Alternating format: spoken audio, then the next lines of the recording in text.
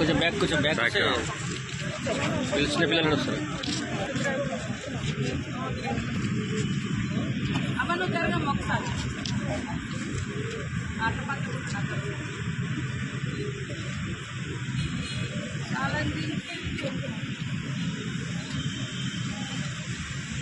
Bye, all the best.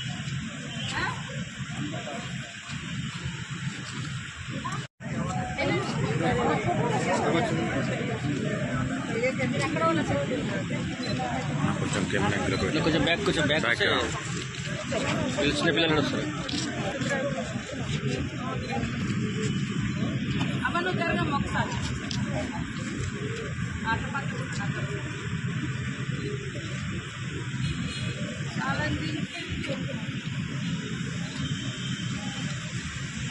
Bye, all the best.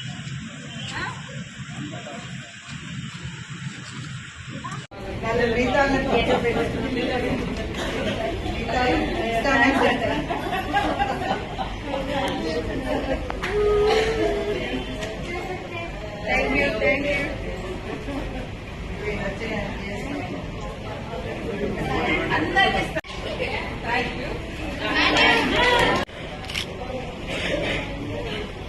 Photo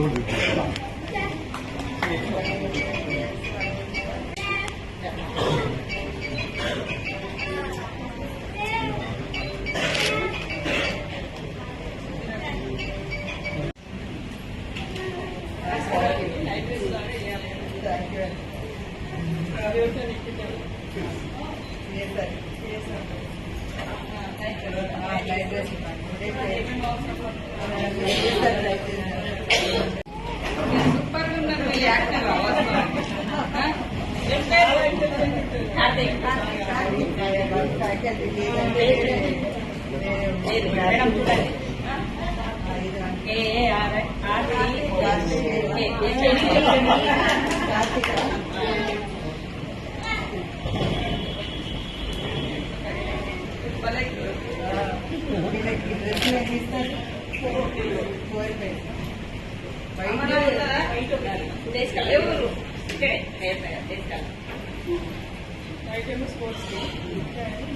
అక్కడికి మనందరం ధన్యవాదాలు చెప్తూ ఇంకా 4 సంవత్సరాలు ఉంది. ఇంకా ఆ తర్వాత ఇంకా పెద్ద స్థాయిలోకి అక్క వెళ్ళిపోవాలని చెప్పేసి మనందరం కూడా కోరుకుంటూ మీ అందరి తరఫున మన అక్కని శాలువతో ఘనంగా సన్మానిస్తాం.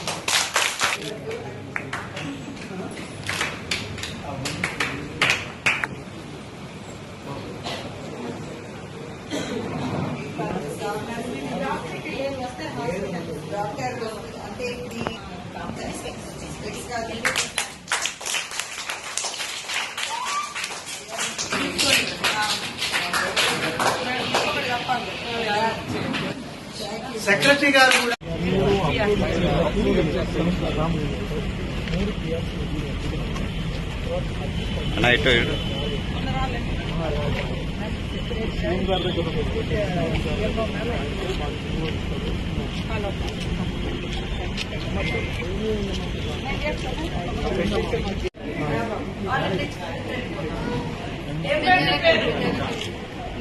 విజయ్ కుమార్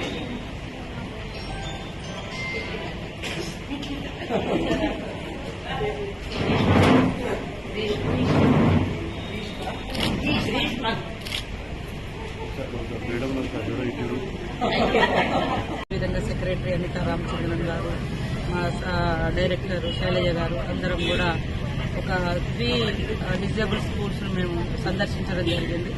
ఒక 2 విజువల్లీ ఛాలెంజ్డ్ బ్లైండ్ స్కూల్స్, అదేవిధంగా ఇక్కడ డెఫ్ అండ్ డమ్ స్కూల్ కూడా రావడం జరిగింది. ముఖ్యంగా వాళ్ళ యొక్క అవసరాలను వాళ్ళ ద్వారా వింటూ, ఇప్పుడు మనకు చలికాలం పెద్ద ఎత్తున వస్తుంది, చలి కూడా విపరీతంగా పెరిగింది. వాళ్ళకు పార్టీలో ఏదో ఒక భాగంలో డిజేబుల్డ్ గా ఉన్నారు కాబట్టి వాళ్లకు అనారోగ్యం కూడా వచ్చే పరిస్థితి ఎక్కువ ఉంటుంది.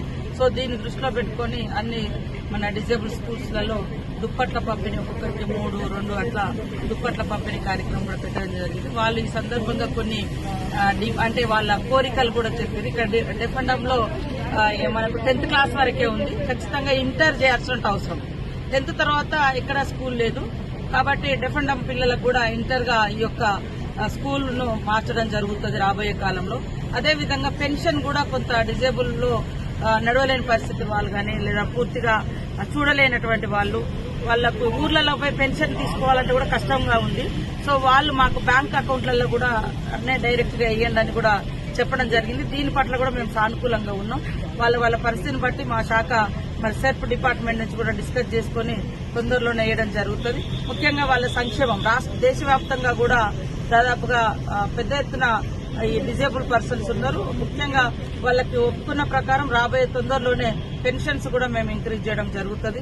వాళ్ళ సంక్షేమం కోసం ఇప్పటికే 4%, 4% తో మరి నేను ఇప్పుడు ఒక 3 స్కూళ్లకి వెళ్ళిన దాంట్లో 2 స్కూల్స్ లో విజువల్ ఛాలెంజ్డ్ పర్సన్స్ ఎవరైతే ఉన్నారో బ్లైండ్ లో దాంట్లో 16 మంది వరకు వివిధ ఉద్యోగాలకు సెలెక్ట్ అయ్యారు. మనం పెట్టినటువంటి డిఎస్సి గానీ, గ్రూప్ 4 గానీ, ఇప్పుడు నిర్వహించేటువంటి గానీ, ఇంకా రైల్వే దాంట్లో గానీ. సో అదొక స్ఫూర్తిదాయకమైనటువంటి స్టోరీ. అంటే మనము డిజేబుల్ అంటాం కానీ ఏదో ఒక దాంట్లో వాళ్ళు ఏబులే కాబట్టి ఏదో ఒక దాంట్లో వాళ్ళు ఎలిజిబిలిటీ ఉంది. సో వాళ్ళకి అలాంటి ఆత్మస్థైర్యాన్ని నింపడం జరిగింది. ఈరోజు చాలా సంతోషం అనిపించింది. వాళ్ళలో ఉన్నటువంటి ఎఫిషియన్సీ అదేవిధంగా పట్టుదల వాళ్ళను వివిధ శాఖలలో ఉద్యోగులుగా రావడానికి కారణమైంది. అందుకనే ఆత్మస్థైర్యం కోల్పోవద్దు, ఆత్మవిశ్వాసంతో ముందుకు రండి. ఇవాళ ఒక అవయవం పని చేయకుండా ఇంకా 4 అవయవాలు ఉంటాయి, లేదా ఇంకొకటి పని చేయకుండా ఇంకొకటి పని చేస్తాయి. ఎట్లా వీలైతే అట్లా మీరు ముందంజలోకి వచ్చి మనల్ని తిరస్కరించేటువంటి సమాజం, మనల్ని కొన్ని కుటుంబాలు కూడా మాకొద్దు అని వదిలేసిపోయేటువంటి కుటుంబాలే మనల్ని స్వీకరించేలాగా ఎదగాలని మనస్ఫూర్తిగా ఆ పిల్లలకు యువతకు మేము బ్లెస్సింగ్స్ ఇవ్వడం జరిగింది.